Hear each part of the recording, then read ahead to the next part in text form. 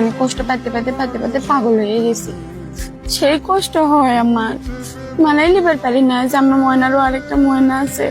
আমার হাত পাও কাঁপে উঠে, আমার কোলটা মনে হয় যে বার হয়ে যাবে, আমার সেই কষ্ট হয়। এই কষ্ট তারাই বুঝবে যার কেড়ে ভালোবাসার মানুষ আছে, তারা তার কেড়ে ভালোবাসার মানুষে সেই ভালোবাসে, কিন্তু তার কেড়ে যে ভালোবাসার মানুষ আছে সেই ভালোবাসার মানুষটারও আবার আরেকটা ভালোবাসার মানুষ আছে। ভাবা যায়? মানুষ কি জিনিস? একটা মানুষ কয়জনে ভালোবাসবে একসাথে? একজনের সাথে বেশি দুইজনে ভালোবাসা যায়? কি আর বলবো, আজকালকার দুনিয়ার সত্যিকারের ভালোবাসার কোনো মূল্যই নাই।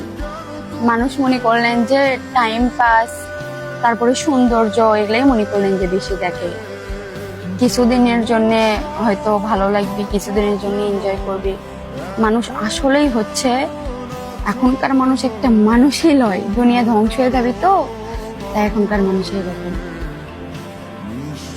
দোয়া করি আমার মতন আর কারোর সাথে না হোক, আমার মতন কষ্ট কেউ না পাক। আমার তো সেই কষ্ট হয়, আসলে যার হয় তাই বোঝে, যারা শোনে তারাও আসলে যার কষ্ট হয় তার মতো করে বোঝে না। যাই হোক, আমি চামু যে আমার মতো কেউ এরকম কষ্ট না পাক। আল্লাহ সবাইকেই ভালো রাখুক, সবাই ভালো থাক, আর দুনিয়ার সব ভালোবাসার পূর্ণতা পায়, আর আমার মতো করে কেউ না ঠকে যায়।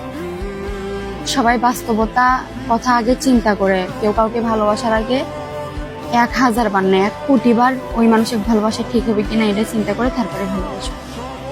কারণ এখন যে দুনিয়া এসে গেছে, মানুষের বিশ্বাস করাই ঠিক না। কেমনে ঠকে যাবেন নিজেও বুঝতে পারবেন না। দুনিয়ার বাঁচে থাকার আর কোনো ইচ্ছাই থাকবে না। ভালো থাকেন, আল্লাহ হাফেজ, আসসালামু আলাইকুম।